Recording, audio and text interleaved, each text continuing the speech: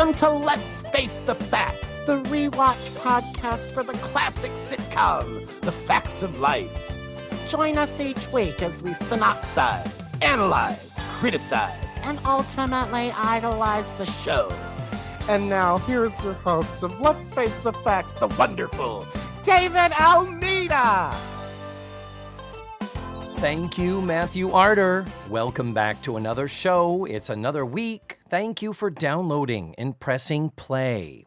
This week, Matthew and I are joined by actor, improviser, hysterical funny man, Philip Nolen.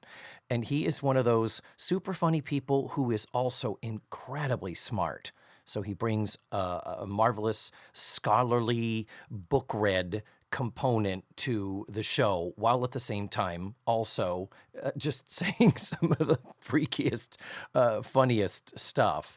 And appropriately so, because this is a very wacky, freaky episode that we are about to talk about.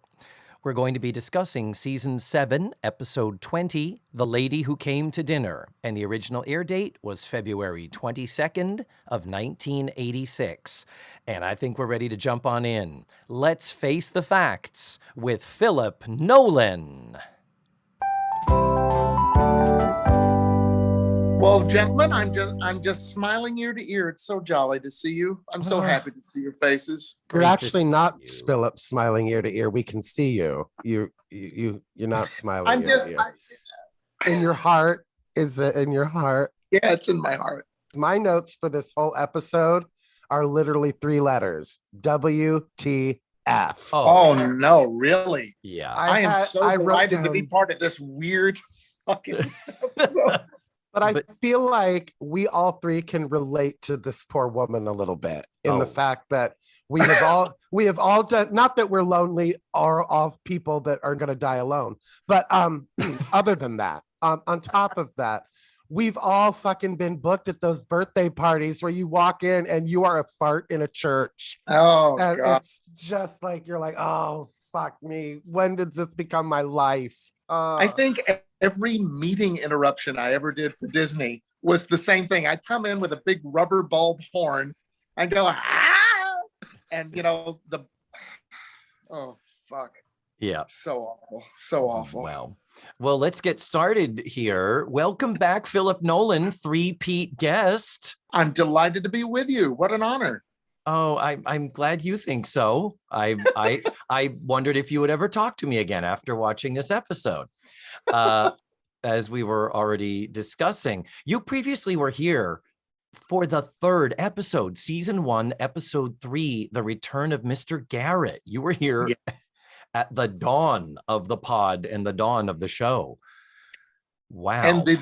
And frankly, when I watched this episode, I was astonished by the change in personnel and appearances of the actors. And I mean, a river of time has gone by.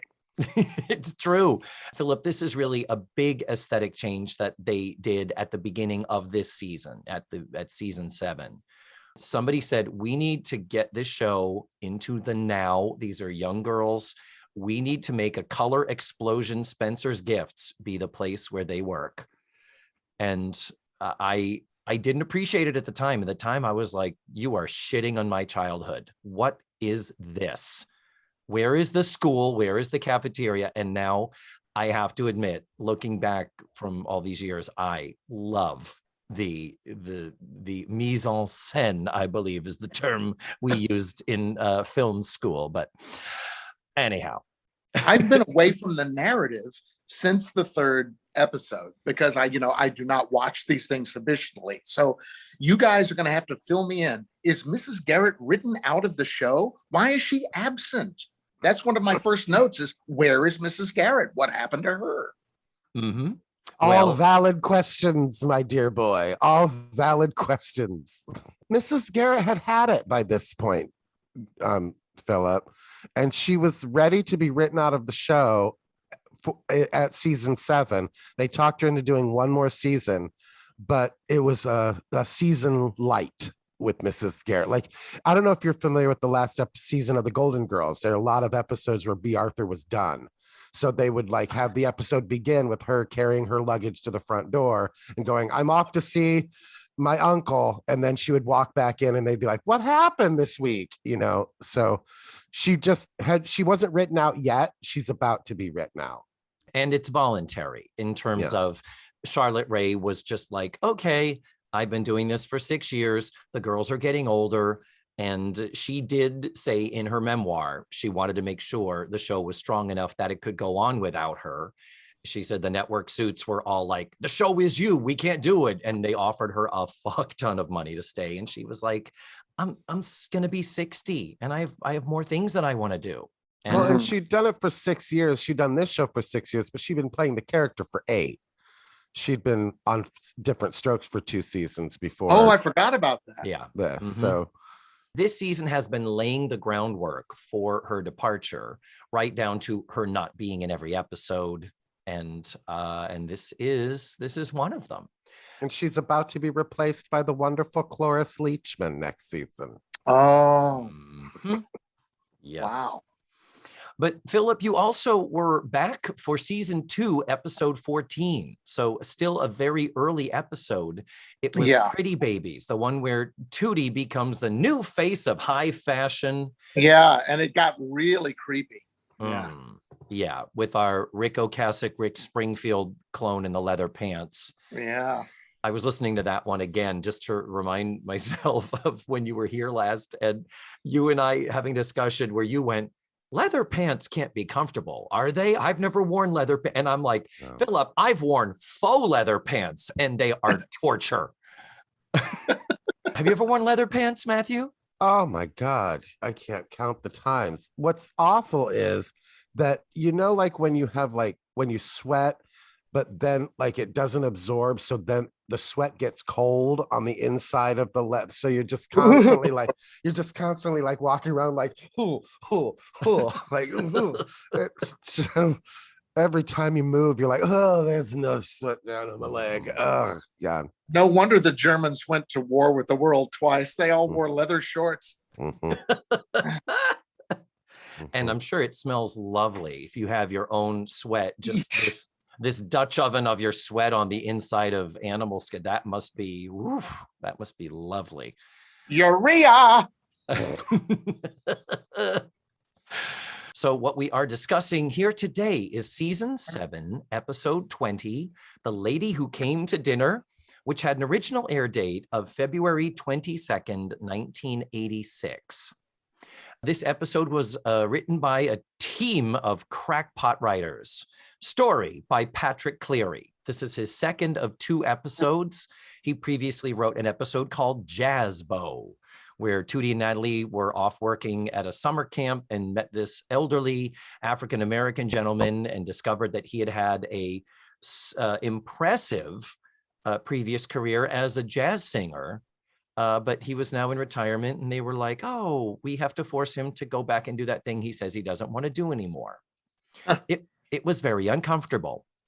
Also, Patrick Cleary, this writer, he played one of the customers in the grand opening episode earlier in the season. I tried to find it. I looked at the video. He's credited as garage sale customer or something, and I can't find it. I don't think he even had a line. I don't know why he's listed in the credits, but that was just the story. The teleplay was written by Bart Lindsay and Robert Bilson. And who does not love a teleplay by Lindsay and Bilson? Those are the 2 names I think of when you say teleplay. Yeah, not that story shit, not written by, just the teleplay. You got to give them the idea. Yeah, they're the ones who did the important work. They broke it into dialogue. And guess what, gentlemen? I'm seeing that you are both sitting down. Good. I'm glad, because I'm about to hit you with the hard-hitting news that Mr. Lindsay and Mr. Bilson have no other IMDb credits of any kind other than this one singular episode. I wonder why. In the history of American television, That's is it. Astonishing. This is their legacy. Yeah. That is truly astonishing. Mm-hmm. Yeah. This is it? Really? Yep. This? Nothing, not even a special thanks to, or they were in the writer's room as a, associate Oh my producer for God. something. I This wonder is what happened to them. that, I mean, I want to know whose cousin they were, that they were like, fuck my cousin.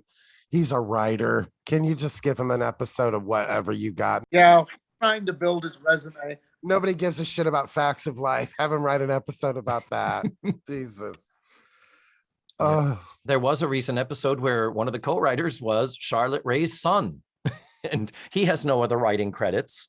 And it's like, oh, okay. That's a sure sign that a show is getting decadent when you just start, asking the guy who delivers the groceries, hey, you want to get a writing credit? I know. How are you as a writer? they've acknowledged that on Family Guy. They've like a couple jokes in this came from the FedEx delivery guy. So. So, Philip, now is the time where we like to put our guest on the spot. Okie doke. If you would please provide a 1 to 2 sentence synopsis of the entire episode we have all just enjoyed, and think of it in the style of TV Guide, short and brief. And with the new addition of Matthew as my co-host, if your brief description gets too unbrief, you will be judged and critiqued instantaneously. No pressure. Go. Just when you thought it couldn't get weirder, a Alice in Wonderland themed party goes hilariously awry when an apparently homeless woman shows up on the doorstep to entertain.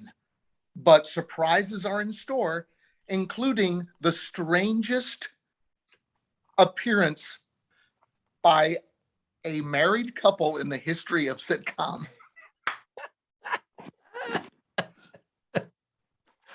That was perfect, and I will go on record as saying Philip Nolen can do no wrong. True. I've always said that. Beautifully done, sir. Thank you. That's much better than my description, which was in this episode of Facts of Life, Natalie goes to Fort Lauderdale. Natalie lucked out, got a trip to Fort Lauderdale.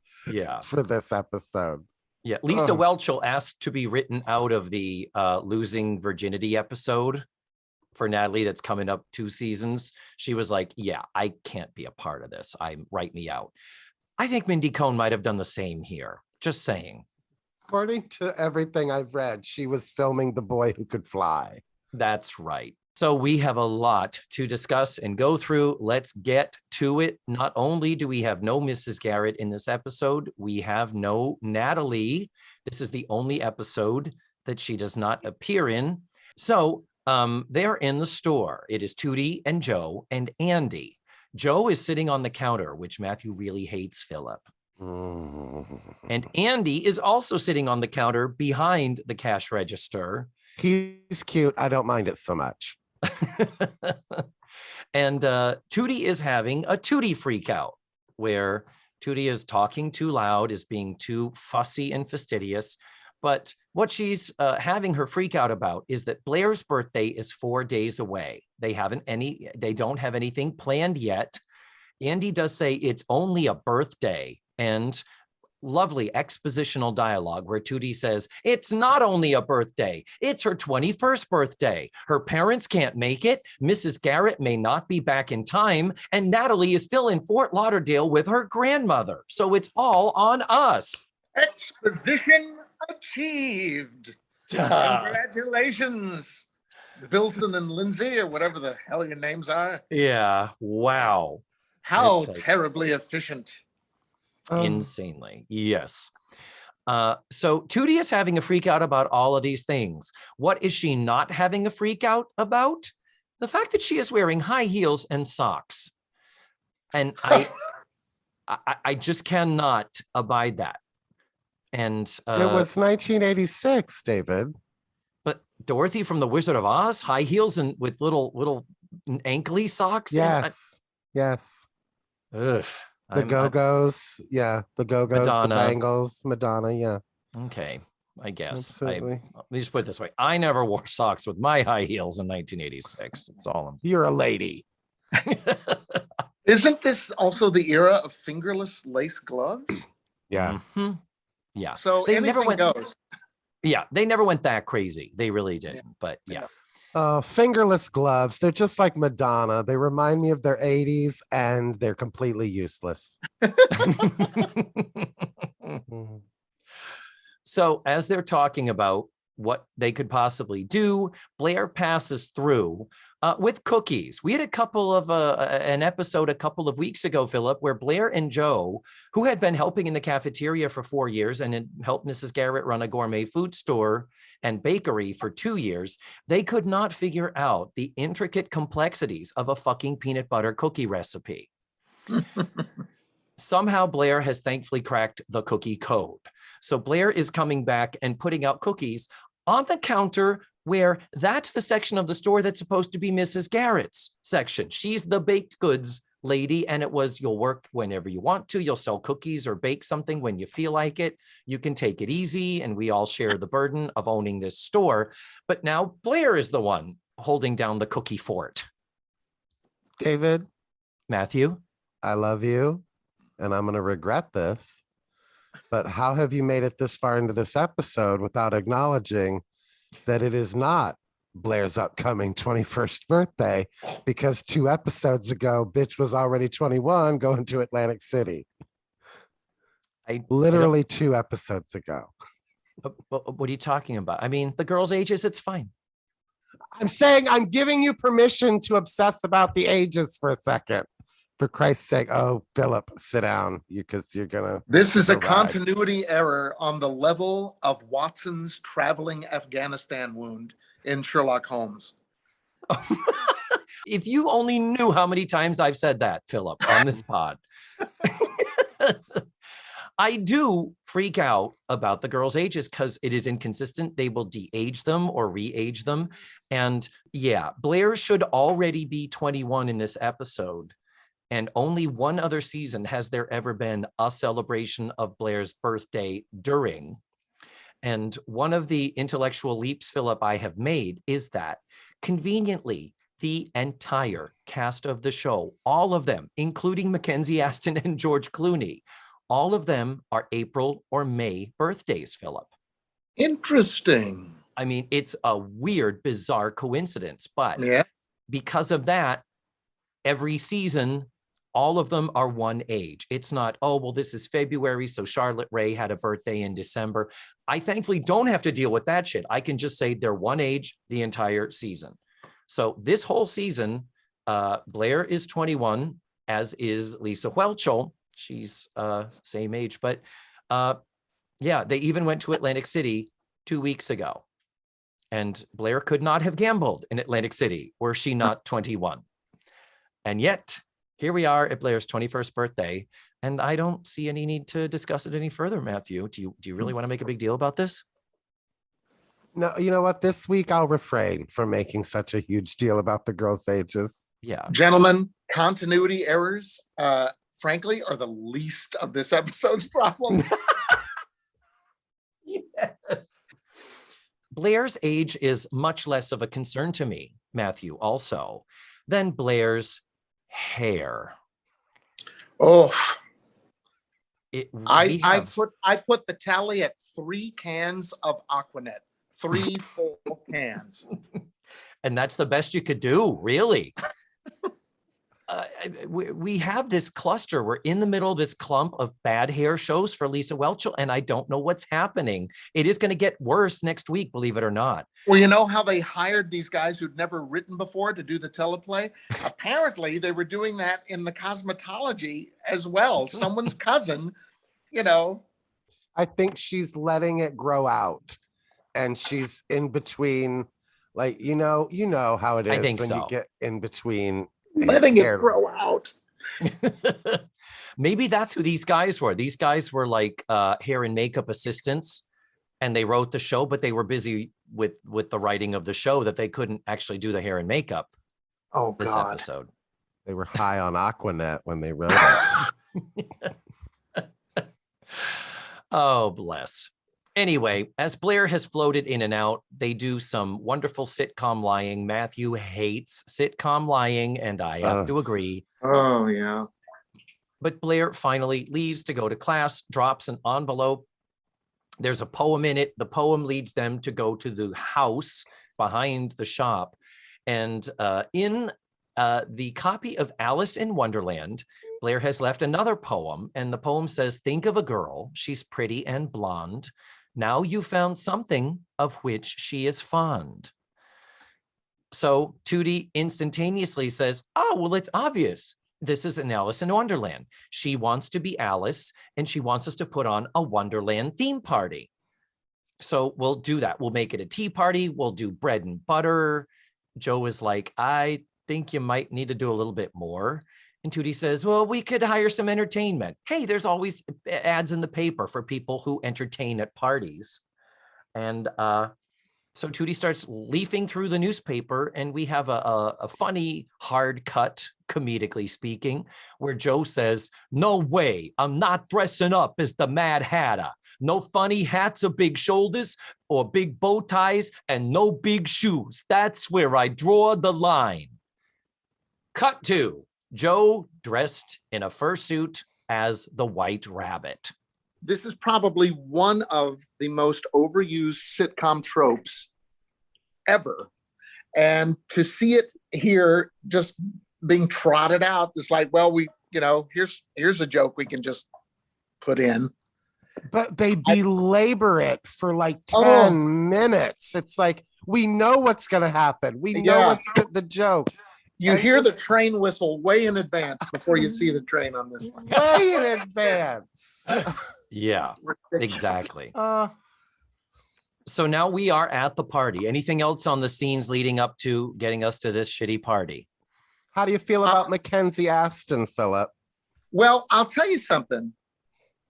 I looked up Mr. Mackenzie Aston because I thought, why do I know him? And he has had, what's remarkable about this awful episode of a series that has become decadent is that Clooney is there. Clooney, one of the most recognizable stars in the world, is here slumming in this crap, right? And Mackenzie Aston, son of John Aston, yes, that John Aston, Mr. Gomez, he grew up into a rather attractive leading man type, and he has an IMDb longer than your arm. He worked in TV and is still working forever. Really, really successful. His IMDb is longer than his penis, which you see in Welcome to the Men's Group is the name of it, I think. Oh, he goes full peen, Philip, in a movie. You get see everything. He's older than he is in Facts of Life, obviously. Yeah. He's not 12. Nobody wants to see that unless you're David Almeida. No, shut your pie hole. Yeah, no, Mr. Aston was he was a really cute kid, and he grew up into a very attractive adult and has worked and worked and worked. So that's a lesson about the business, is that, nothing's a deal breaker. You can be attached to something that really has almost no merit and still go on to achieve great things later. So, and you saw who his mother is also, Philip, right? I don't recall. Oh, interesting. His mother is an actress you might have heard of, Patty Duke. What? Yeah. So we're convinced that he went home with these shitty scripts, and John Aston and Patty Duke were like, well, if you're going to be the best turd floating in that toilet, so here, let's get some line readings. Mom, I don't want to run my lines again. When I was your age, I had a fucking Oscar. You're going to run your lines. Wow. Which personality is this talking? Can I talk to nice mommy now? Can I talk to Jane? Can Jane come out, please, Mom? I'm sure Mr. Aston is a good actor, and that's why he's had such a wonderful career. But being Hollywood royalty is also helpful when your mom is Patty Duke. Yeah. You're already in the system. There's no effort required to open any door when mommy is Patty Duke. Mm-hmm. Yeah. Yep. There are no dues to pay. You just say, you want to see Patty Duke's kid? And they're like, yeah. And if it's not Patty Duke's kid, do you want to look at 24-year-old George Clooney every week? Yeah. Yeah, Just, I don't need to hear him read a book. I don't need to hear him read anything. Just bring him in and let me look at but him. again, George, one of the reasons George has a career is because of Rosemary Clooney. Mm-hmm. It's so easy to be in showbiz if you're in a showbiz family. The doors are standing open all around you already. Yeah. No knocking required. True. Well, we're at this party now with all of these crazy, impressive Alice in Wonderland costumes. This always fascinates me. This is a television trope as well. Like, and I don't know what it is. Like, you probably see it on Facebook too, like friends that are like, oh, we had a great Gatsby party. And everybody's perfectly costumed and I'm like, you just have these I'm a drag queen. And the best I got is a nun costume in my fucking closet. Who the fuck is sitting around a whole group of people with fucking theme park level fucking Alice in Wonderland costumes? Like George Clooney was like, oh, well, thank God it's Alice in Wonderland. I'll just be the Jack of Diamonds. Let's go. Woo, thank God. I've got that already. And Tootie had that fucking Mad Hatter. I don't know. I mean, maybe they rented it out. Maybe the Lindsay and Lion forgot to put it in the script. But but the deal is, yeah, it is definitely a trope where you have a themed party and the people are costumed a lot better and a lot more professionally. And I don't think there are that many costume rental places, in Lanford, Illinois, when Roseanne throws one of her big Halloween parties, that type of thing. Philip, you are not aware, but our tens of listeners are aware that Matthew and I had the opportunity to interview and strike up a casual friendship with the woman who is the costumer for the last 3 seasons of The Facts of Life. How about that? Her name is Diana Eden. She is in Las Vegas now. She teaches costuming at the University of Nevada at Las Vegas. She is 81 years old, still sharp as a tack, and still teaching? And still teaching. Wow. Yeah. More friend of me, really, I think. Okay. It's true that I email Diana out of respect. I text her. But yeah, Matthew and Diana text. So apparently they're totes BFFs. Yeah. And I'm not bitter at all about that. It does not bother me in the least. So we can just drop that, okay? The subject. Man. So I did write to her and say, okay, here's an episode that has some costuming things, wondering if you have any stories or remembrances or recollections. And I'll preface this by saying she doesn't have a lot, so I'm probably building this up for nothing. And I said, especially Matthew is going to want to know about the fittings for George Clooney's tights. I did tell her that. And so when she responded to me, the email I got from Diana was, David, how I wish I remembered more, but these shows were produced so quickly every week that we just got the work done and I really don't remember much. George certainly looks gorgeous when doesn't he, in his red tights and wig and hat. I have no idea where I got his costume. What I can tell you is that Kim's Mad Hatter costume came from a company called EC2, which stands for Elizabeth Courtney II, where many, many of the costumes from the Sonny and Cher show and the Carol Burnett show ended up. So most designed by Bob Mackie or by Rhett Turner. I also recognize some of the background actor costumes, notably Tweedledum and Tweedledee. You might be able to find some photos of these if you do some type of a search. I did do a search, and unfortunately, there is so much Alice in Wonderland content out there, so many adaptations. I couldn't find anything, but basically what she's saying is, speaking to what you're saying, Matthew, the level of costuming is so good because several of these likely were designed by Bob Mackie, and now they're in peak skill. And I would have been, if I had been a fly on the wall of that set, I would have stolen those red tights when George Clooney took them off. I would have made tea with those things. I would have dipped them in hot water and drank it. Okay. I bet those tasted like cinnamon Teddy Grahams and Doritos. So the last thing I did mention specifically to her was, of all the costumes, there is a joke, I guess it's called a joke, where they ask Andy, what are you supposed to be dressed like? And he says, I'm a munchkin. And of course, they're like, there are no munchkins in Alice in Wonderland. And he's like, yes, there are. And they're like, no, that's Wizard of Oz. And so he runs off and says, there got to be munchkins somewhere. If not, I'm going to write them in. Ha. He is clearly dressed like Peter Pan, right? Yeah, it looks like a Peter Pan outfit.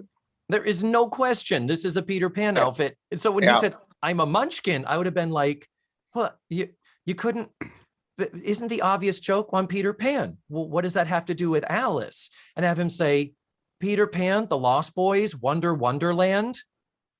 And have them say, Andy, Neverland. And have him be like, oh, fuck a duck shit. But the last thing Diana did write in her note to me was, as for Mac, she calls him Mac, I have no idea. Looks like a store-bought costume, perhaps with some upgrading in the workroom. No idea about the bunny suit. So her memories of this are scant. And honestly, she's 81 years old and this was 35 years ago. I am happy for even the tiniest little bit of info like this Bob Mackie connection to these costumes. So thank you, Diana Eden. I know you aren't listening, but I just want to make sure to give her props. And we are going to be talking to her some more in the future about some other shows. Somebody else, talk about what happens when Blair shows up at her party. Blair shows up in a very tasteful, one of the more tasteful outfits, actually. I think it's a black dress. She's got a necklace on. She's looking very nice. And here comes the big comic turn. We learn somewhat counterintuitively that her clue that she left in a book called Alice in Wonderland referenced the Wonderland Cafe, which is a restaurant where she wants to eat. How she expected anyone to get that from her note is one of the many illogical leaps the audience is apparently prepared to accept on the nod from these writers. I was furious on Tootie's behalf. Yes. And I wanted to slap her. I wanted to slap Blair and say, how do you expect us to know that that is what you meant? You know, did we have conversations about the Wonderland Cafe? Apparently not. There was no history of her pining for the Wonderland Cafe. Oh, yeah. And honestly, you're 21. I have to follow a scavenger hunt to find out what kind of party you want. For Christ's sake. How about, hey, Blair, what do you want to do for your party? Hey, why don't we go to the Wonderland Cafe? Okay. But then I guess Lindsay and Lyon wouldn't have had something to write. But that's it. The people in general, now we're talking about life as well as sitcoms, but people who are precious about their birthdays. It's just like, I get it for a landmark birthday, like it's your 21st, but yeah, I've always been the type of person and surrounded by people who are like, oh, it's a big birthday coming up for you. What do you want to do? It's your special day. You tell us. And the idea that, well, I want a surprise. Well, I want to, and for Blair to be so ungracious and whiny about, yes, I wanted to go there. She shows up and everyone she knows has gone through a fuck ton of trouble to create the most elaborate costumes since, I don't know, I don't know, the International Drag Olympics. I don't know. These costumes are just, they're outrageously detailed and over the top, Mm-hmm. There's tea laid out. There's a lot of trouble that's been taken. And she doesn't even blink at it. She just says, this is what I wanted. Yeah. No, the whole thing of, oh, you misunderstood. Well, isn't that just a crazy, wacky premise? I guess I could have been clearer. And look at all the trouble you clearly went to. Yeah. Oh, fuck no. No. This is, again, emotionally completely illogical. Any reasonable human being would have laughed at the misunderstanding and sat down and enjoyed the party. End of episode. You know? Yes, truly. Oh my God, I can't believe you did all this. I love it. Let's get a picture. Someone get a camera. We have to get my picture with all of these. None of that happened. No. She didn't. Yeah. We're going to laugh about this someday. Nope, Yeah. clearly not. Nope. Oh, yeah. Tell the walrus and the carpenter over there to go fuck themselves. I want to go to a cafe and get what? I don't know. They have a great salad bar. What the fuck? It's just a goddamn restaurant. And any normal 21-year-old woman would have been like, you got me George Clooney in red tights. Thank Everybody you. out. Everybody out. Party's over. Oh, bless. So, but the spectacle is not over yet. Oh, no. We've just gotten, Blair in her little snit, and no sooner does this all come about and Blair is a fucking bitch about it, then we get the entertainment, and here she is coming in the front door. How she knew to make her entrance is a very good question, and she introduces herself as the one and only life of the party, Louise LeBeau. Louise LeBeau. She throws off her cape and she is dressed, honestly, perfectly for what she does. She's dressed like a dollar store Carmen Miranda, with the headdress with flowers or fruit or something on it. She's got bagels hanging for her earrings. She's dressed in like a sort of a sarong type of a thing. She has got all kinds of props attached to her, and she comes in and starts, I'm going to use the word singing. That's a very strong word. She sounds like a woman with COPD trying to sing this song. I can speak to this now because I can tell you, I used to work with someone that would put on a dress and perform at the opening of an envelope. The amount of times this person called me and said, hey, you want to do a birthday party with me? And I would tell her the famous Philip Nolen line, I would rather eat a live cat, because this is how it's going to look. This is how it's going to be. You are going to be the fart in church at this party. And first of all, Till There Was You is not an opening number. Yeah. Of all the fucking numbers they could have given her to sing, everything's coming up roses. Or party, some type of a party song about celebrating or a birthday or something. But I'm willing to give the writers the benefit of the doubt, and that this song choice was not up to them. It was about money and copyright and usage. I'm willing to believe that this was the most economical choice for a producer who did not want to blow a budget so that a woman could sing a cappella a song that had rights that were not available. I feel like there was something in the public domain, even if she did a goofy happy birthday to you, though happy birthday, well, at the time, I think it was considered public domain. But here's the deal. They have 3 songs in this, Philip. She sings Till There Was You, which is by Meredith Willson from The Music Man. She sings Cabaret, Kander and Ebb from Cabaret, the musical. And then she also, at the very end, when she feels like she's free, she sings Happy Days Are Here Again, which is a Depression era standard. I'm sure somebody famous wrote it, but yeah, there are 3 songs, and they would have had to pay royalties on all 3 of those songs. And it is, I'm with you, Philip. I'm sure that informed their choices, but it's like, you also could have gone to the public domain and said, what is anything? Yeah, you could have started with Happy Days Are Here Again.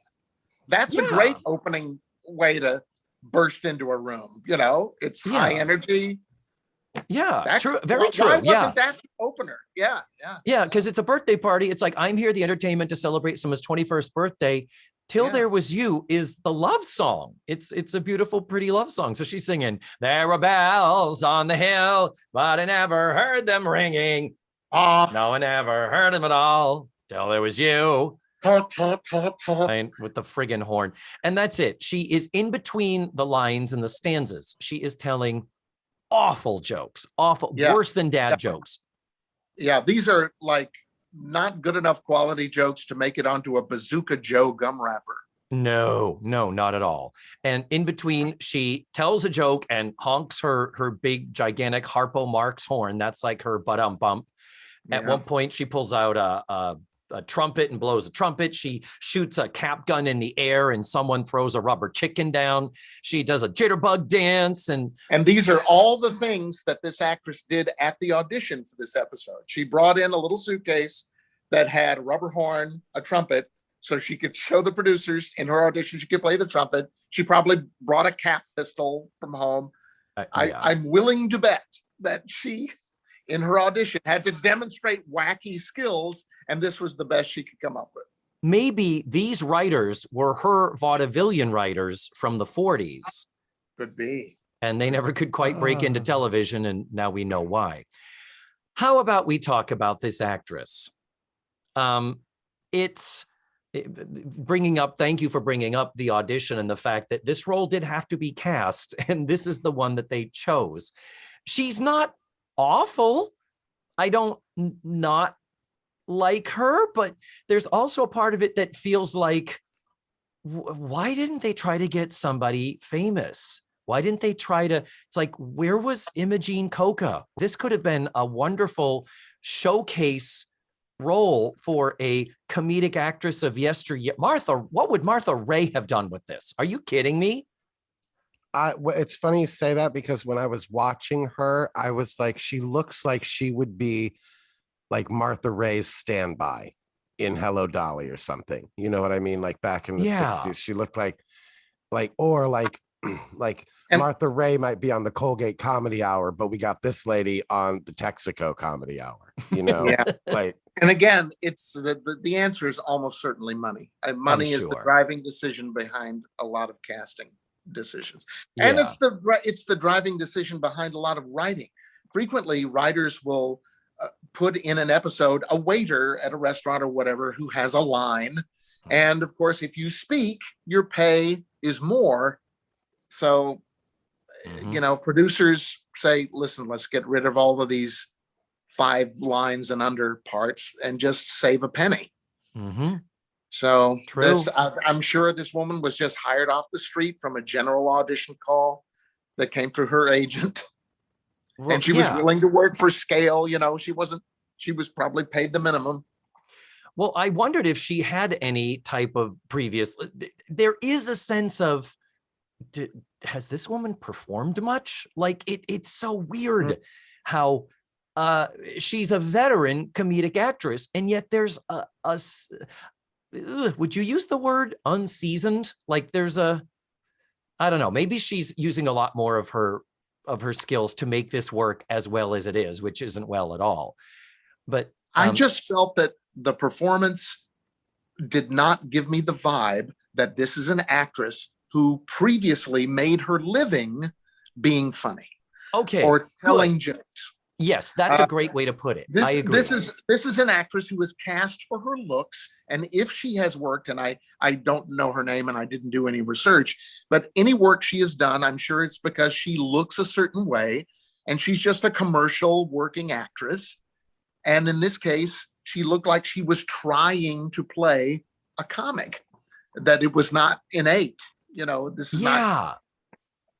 Yeah, that's a good way to describe it. She's trying to play a comic without necessarily being a comic. That's why I'm like, I'm even thinking like Jane Connell, Gene Stapleton. Even when the son and the daughter show up, I'm like, oh, Ruth Buzzy. Ruth Buzzy was young. She was only 50 at the time, and they needed someone older. But even those actresses where, honestly, it's a role that Charlotte Rae would have played on a different show.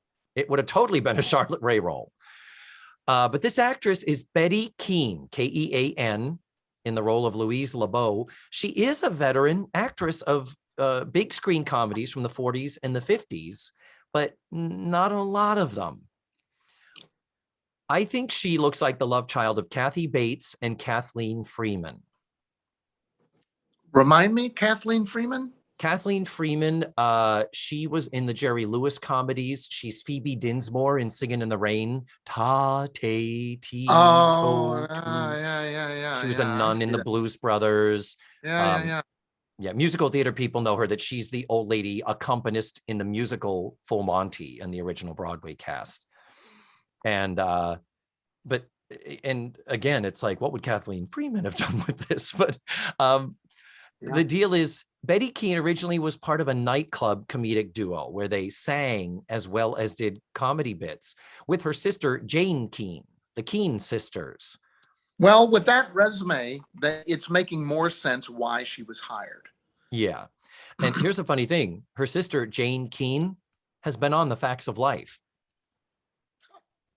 Recently, in the episode where Natalie tried to sell a bunch of beefcake calendars for the swimming team at the college, this woman comes in and is supposedly a friend of Mrs. Garrett's and is on the board for Langley and is like, yeah, we think it's inappropriate and we really don't think these calendars should be out there, and we don't really think you should be selling them. And so the character's name was shit, I didn't write it down. Anyway, that was season 7, episode 5, Men for All Seasons. And if you watch it again, you're like, oh, I see the resemblance. Totally sisters. Absolutely. But anyway. It's funny you say but, because that's her big, technique that emerges. This comic prefaces every joke by thrusting her hands out on either side and saying but, and you know that here comes another Bazooka Joe or lesser quality and joke. Yeah. So it's kind of cringy. And the audience does applaud her. I mean, there is some fun to it, and there is a WTF-ness of, okay, sure. If the party has already gone so wrong that Blair is in a snit and mad at them for not reading her mind, sure, this would be the next thing that would happen. And and the way the episode is written, I would guess the only kind of surprising thing about the writing here is that we don't know yet that this is the plot. This is the actual plot, is this woman. Mm-hmm. It seems to be just another kitchen sink weird gag, another thing going wrong at the party. It seems like the party should be the focus and the aftermath of this mistake should be the focus, but it isn't. It's actually this woman who comes in to entertain at the party. That's the whole locus of the plot. And so in that way, the episode surprised me in a way that was actually interesting to me, is that it took this left turn. Okay, sure. It is a lot of setup to getting her into the show. Oh my God. And completely unnecessary. Exactly. Now, we then go to the next morning up in the bedroom. Blair is sleeping. She will be awake soon. But Joe and Tootie are kind of having a little bit of a post-mortem about the whole thing. And then when Blair does wake up, we do have, I think this is good dialogue. This is Joe, and this is the character of Joe, where she says, look, Blair, we better have this out right now because we're tired of apologizing.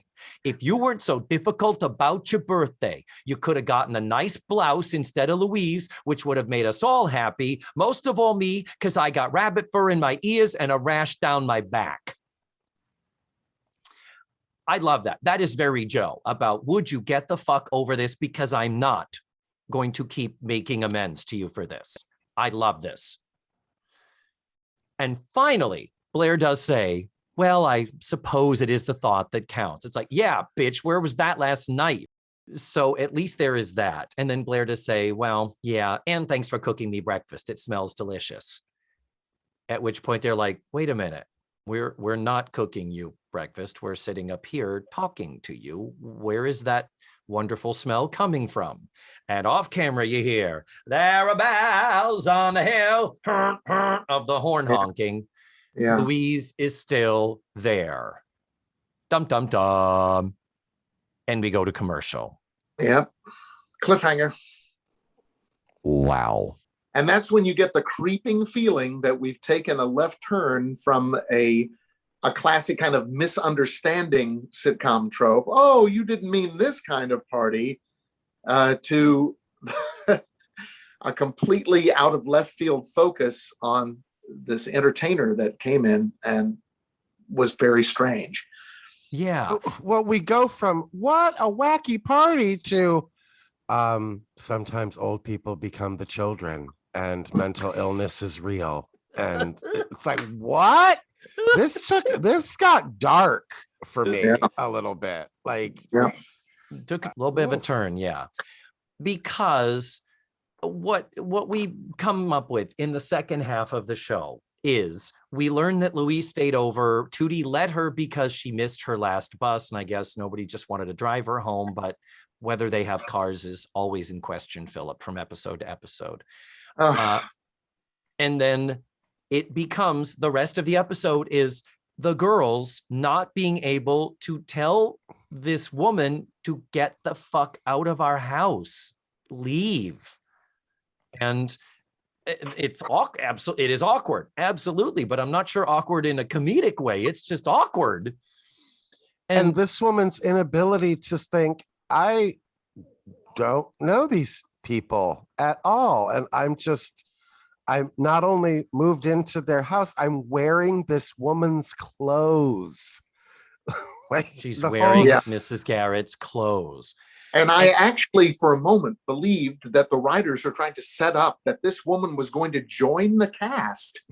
I'm with you, Philip. I had that in my notes too. I did think, oh, Charlotte Rae was on her way out. Cloris Leachman had not been, I think, considered at that point. Part of me was like, was this a little feeler? Was this she's leaving to quote unquote go on the road with a dinner theater, but if the, cards and letters start piling into the network about how much they loved her, we could always make her the new Mrs. Garrett that takes care of her. I worried and wondered that myself. Did you, Matthew? No, because I mean, I knew that wasn't the case at all. So it never entered my head. But what did enter my head was we have had a episode without Mrs. Garrett, and already the producers were like, we got to get an old lady in here, you guys. How can we can't go one more episode without an old lady watching over these girls and cooking for them. Like, you're supposed to be trying out things without an old lady in it. You're supposed to be focusing this show now on 4 young women. What? It feels like producers were extremely nervous to tamper with the formula in any way. Seems that way, doesn't it? Yeah. So to the point of just having any older woman in the room. Literally. Well, so we weird. do get an attempt to ask her when she was going to be moving on. We get some tears that are obviously fake. Even Joe is unable to tell her to go fuck herself. And the best we can do is Joe says she'll only be here a few more days. They're painting her apartment and she's allergic to the fumes. So she just needs to wait for the paint to dry. Yeah. And again, the fake tears, the obvious painting my apartment, excuse for not wanting to leave. This woman is not being painted, pardon the expression, in a flattering light. She's a con artist, maybe, we think at this point. Yes. And so she's evil, we think at this point. See, I got more mental illness. I got more approaching Alzheimer's kind of situation. You know what I mean? But, I wouldn't have gone Alzheimer's, but I think certainly just getting to that place of was this going to be a show about homelessness or elderly homelessness? That's what I thought. I honestly thought this woman lives on the street. And this is the real theme of the show. Yeah.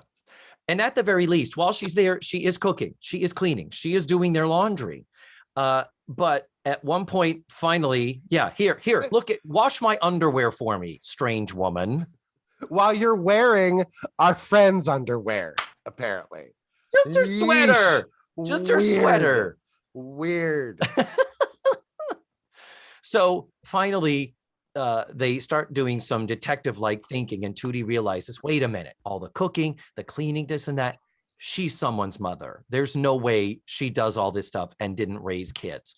And it's like, well, how would we get in touch with her family? Just, well, how'd you get her? She's, I just called the number. We'll call the number. Maybe some other family lives with her. And that's what they do. And next thing we know, we have the son and the daughter-in-law.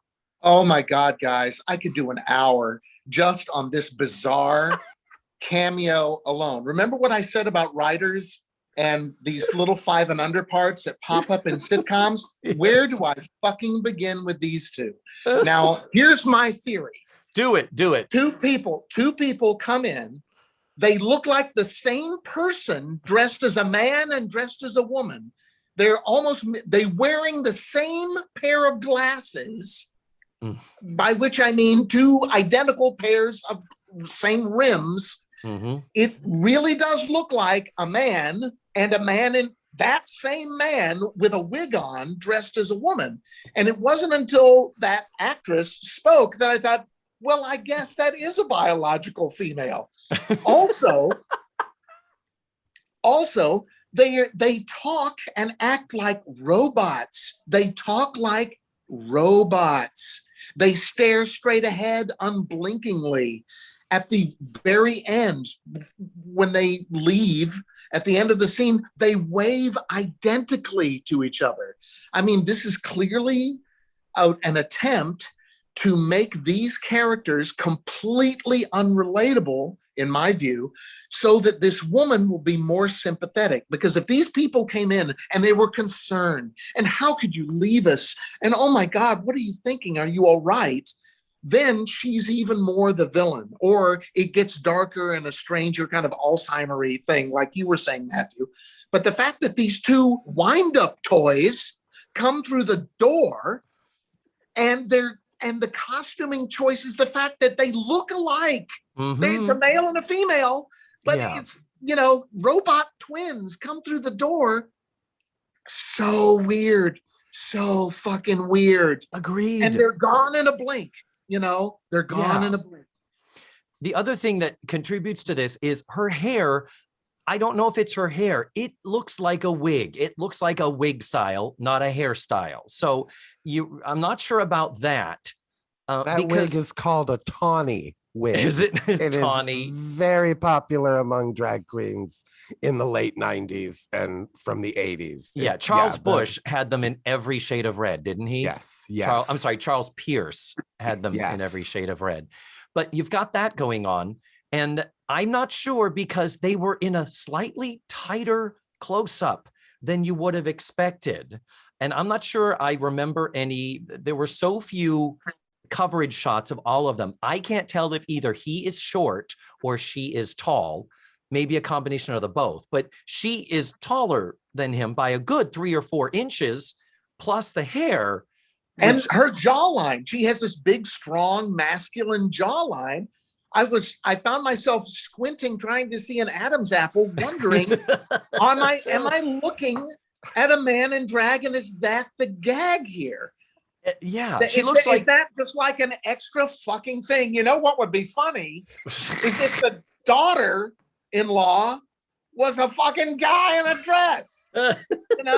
It's because God knows they've done every other illogical goddamn thing. And I found myself just getting angry at this little, this is the shallowest possible writing you can imagine. Yeah. I mean, these characters are literally disposable. It's just like they were not directed to be humans. They were directed in the opposite direction. Be wooden, be stiff, be robotic. They're trying to take all the humanity out of these characters because they don't want them to be interesting. They're just there to deliver their plot point and go. Yeah. And it doesn't, it is, I think you're hitting the nail on the head that this was the chance to make sure that Louise, the mother, looks sympathetic. Yes. Because when they tell her, okay, we called your son and your daughter-in-law. They're on their way here. Like, it's time for you to go. And she nicely says, you know, the jig is up. It's okay. I'll go willingly. Go ahead and cuff me, type of a thing, trying to make light of it. But she just says, Louise says, for all intents and purposes, they don't have a sense of humor and they don't get it that I want to perform. They think that I'm a child. They treat me like a child. And so I acted like a child. I ran away from home. And you kind of get it. And then you meet them. And by the way, there is no interaction between them. They're like, you know what? Go back into the kitchen. We're going to send them away and tell them you've already left or you're on your way home. We're not letting them take you from here. Yeah, and then they open the we've door. known for less than 24 hours. Yeah. We're going to take your life into our hands. And then they open the door. And like you say, there are these fucked up robots where it's like, we need to short and sweet confirm that the mother is right and that the girls are making the right choice. But instead of making them, and I guess I can understand this point of view, what if they came in and these were kind of awful people? Not only did they not have a sense of humor, but they were clearly kind of controlling bad people, that she would be better away from them than under the thumb of two people who condescend to her. When she says, treat me like a child, you don't really get a feeling of contempt or condescension from them because they're robotic. Yeah. And I guess the writers, maybe they tried it another way. Maybe they tried in rehearsals having these people coming in and being kind of bad company. And maybe they thought that was too dark, that it looked like an abusive situation. And so they said, you know what we can do is they're just bland. They're just boring people. And that's why she wants out of there. Yeah. She's fun and funny and they're boring. They're not abusive. Yeah. Yeah. She's fun and they're bland. Yeah. So agreed on all points. Yes. And after they go, she comes back out, she thanks them, and then she says, and it's time for me to leave you guys now. And of course, it's now the, what? You're going so soon? Really? Jesus Christ. But she says that she found an ad in the paper for, a traveling dinner theater. Guess they travel with food. But she's taken her act on the road, found an ad for a dinner theater company. She's going to audition. She said, I'm planning to juggle knives for my audition. And they said, well, what are you going to do if you don't get it? And she has I'll find something else. But she says, I will write to you and I will tell them, those two, where I am so they don't worry. So thanks for everything. But we can't end the episode there, gentlemen. No, we cannot. We have to end it with a joke. But before I go, it was what was the final joke, David? What was the final nail in the coffin? Nail in the coffin. It wasn't 600-pound gorilla, is it? Yes. Yeah. Tootie says, where does a 600-pound gorilla sleep? And Louise says, anywhere he wants. Whackity schmackity do. And have some gum. Wow. Like I said, I have had those. I did a birthday party at a very wealthy house in Winter Park one time where the family was literally the Louise's kids. And to the point where I remember, because I started to lose my temper. I was like, why did you have us here in the middle of the show? Because it was like, we did all this work to this and you've got 8 people that are acting like we are literally farting in their faces. And I finally looked at this one old woman. I was like, I turned to my comedy partner and I said, maybe they're deaf. And I said, are you deaf? And the woman looked up at me and went, no. Oh. So Philip, I know you have had, what is your worst, like Louise level, like, have you had gigs like that where you've been again, my only exposure to this kind of thing is meeting interruptions for the Walt Disney World Company. And for those of you listening who aren't familiar, one of the ways the Walt Disney Company sells an association, a business association, on the idea of spending a great deal of money to come have their big association gathering at a Walt Disney World resort, is they bring in representatives of the association, and then they have a comedic actor burst into what is supposed to be just a here are the facts of what we can do for you kind of meeting, price structure, that kind of thing. So kind of a dry meeting. And then in comes a zany character. And sometimes it's delight and the people are really glad and surprised to see. And then, of course, the idea being that after this very brief interaction is over, the character leaves the room and the salespeople go, huh? Right? Yeah. And we can do that for your convention, for your people. That could happen on a bigger scale. We can provide that. We're going to put you on an attraction, and the attraction's going to break down, and everybody's going to come out of these houses and have a street party for you and your team. I was driving the shuttles for those most of the time. Oh, okay. The block party, the old block party, back when there was the residential street with the Golden Girls house and everything. So but what was my personal experience was I had to replace someone who's going to do a meeting interruption for, drum roll please, the Boy Scouts of America, a famously homophobic organization that I personally despise. And so I'm not told who this is. I arrive at the Disney Event Group building and they tell me, here's the character we've come up with for you to play. I have to burst in furious that I had been backed into a corner.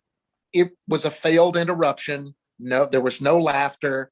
And it was because I was fuming. I was boiling with rage and not playful at all.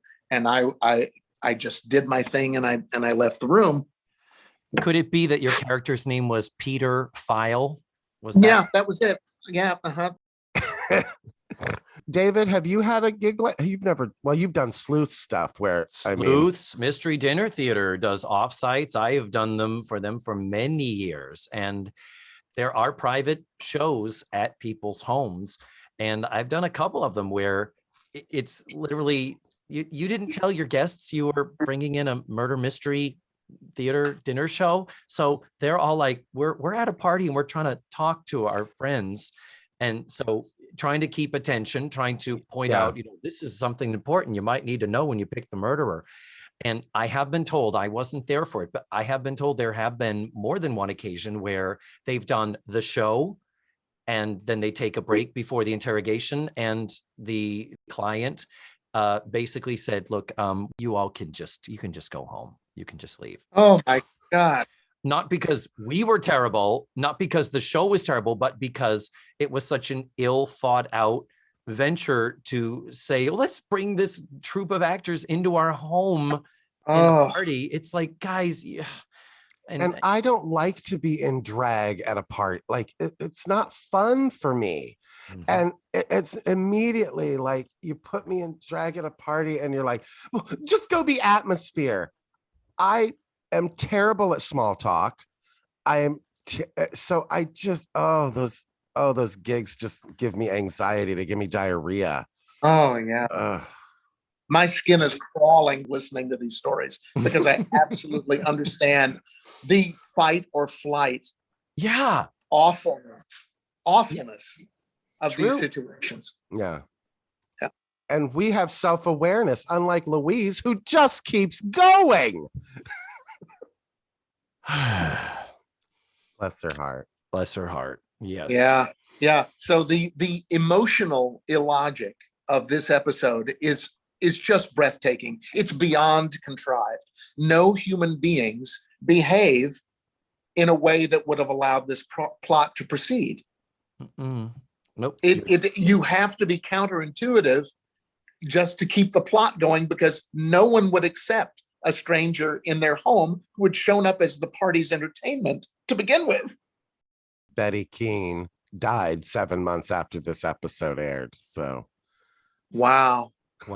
That brings me no joy whatsoever, Matthew. this was her swan song, ladies and gentlemen. Because elder abuse and mental illness in our aging population is an important problem that the Facts of Life is dealing with here. Mhm.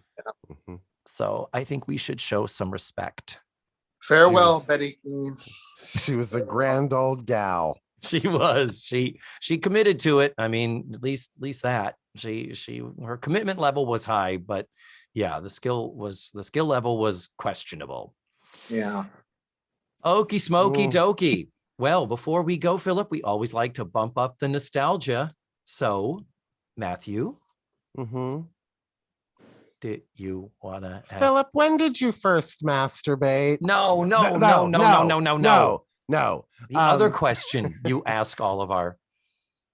So Facts of Life was our show, Philip. What was yours growing up? What was appointment television for little Philip Nolen? Happy Day. Oh, Happy Days. Really? Happy Days. I hate to break it to you guys. I watched Happy Days, where literally the phrase jumping the shark was invented for this show. Mhm. And I watched it to its most decadent iterations in the very late stage where Gary Marshall was doing whatever he could to keep that franchise going. He was just pumping it full of blood every week, trying the to keep Ted it going. McGinley, Jenny Piccolo Ted years. McGinley, yeah.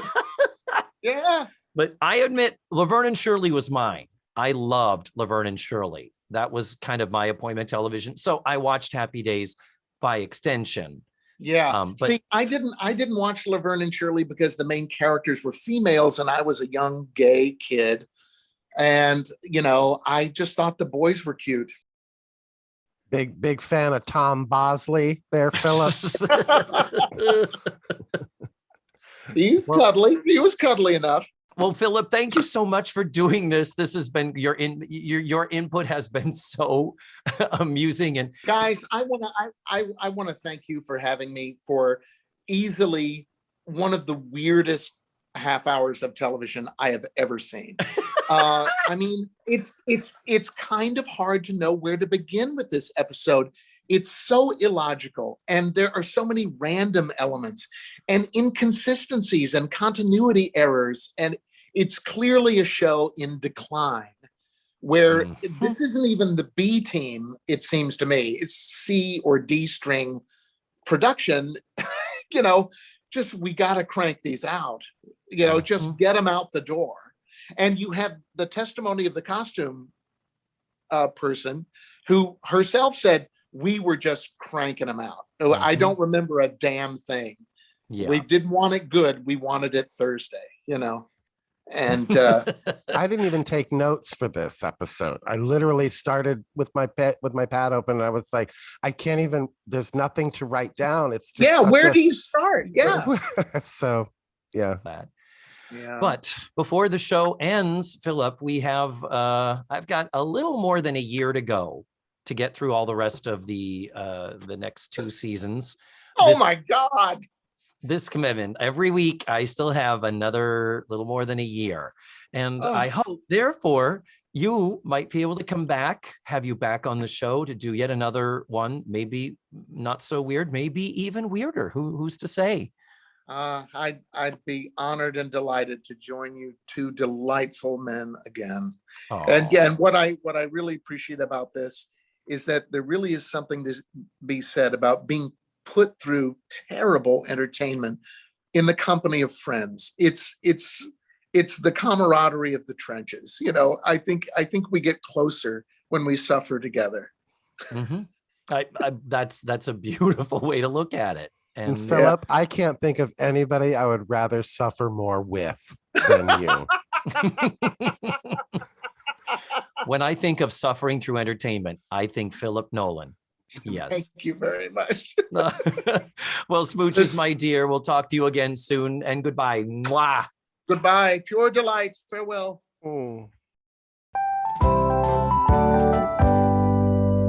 And there you have it. That was Philip Nolen. A couple of follow-up things. First of all, I didn't know the composers of Happy Days Are Here Again, and I was like, oh God, I know it's probably somebody big, like an Irving Berlin or whatever. No, it's not. It's from 1929, and it's music by Milton Ager and lyrics by Jack Yellen. they've written other standards, certainly, but they're not that familiar to me because they didn't write for Broadway. Secondly, as I was re-listening to our commentary about that weird son and daughter-in-law couple and bringing up the height of whether he is short or she is tall, something still rubbed me wrong about it. I was like, there was something weird about that whole sequence. So I went back and looked at it again. Sure enough, Blair opens the door and you see the son walk in, and then we cut to the twofer shot of just the son and daughter-in-law as they enter the room and see them standing side by side. And then the entire conversation, we never see them outside of that shot and then, medium close-up cutaways of the girls talking to them, cutting back and forth.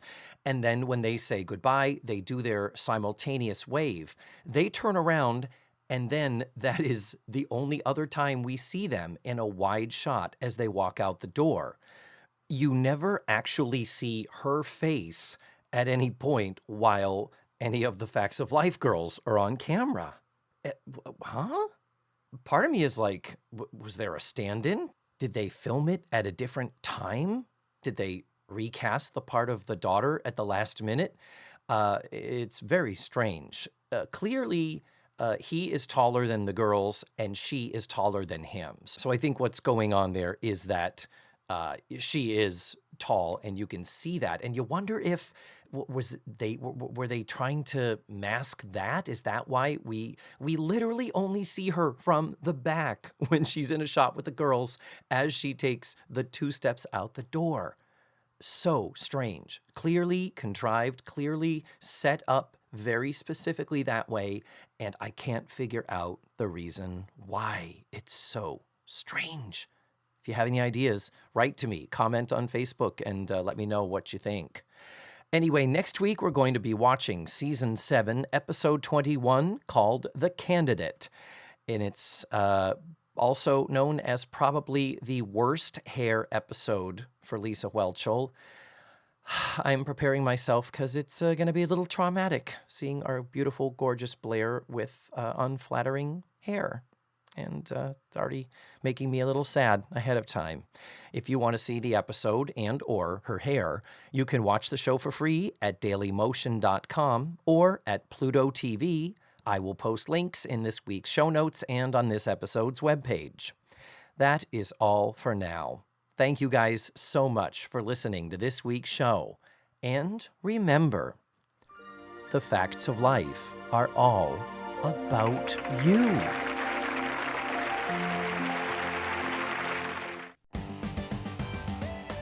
Let's Face the Facts was created, produced, written, hosted, and edited by the wonderful David Almeida. Our theme song was beautifully arranged and recorded by Ned Wilkinson.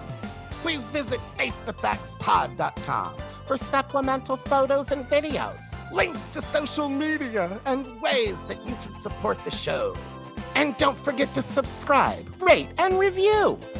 This is Matthew Arder saying tune in again next week for another thrilling episode of Let's Face the Facts.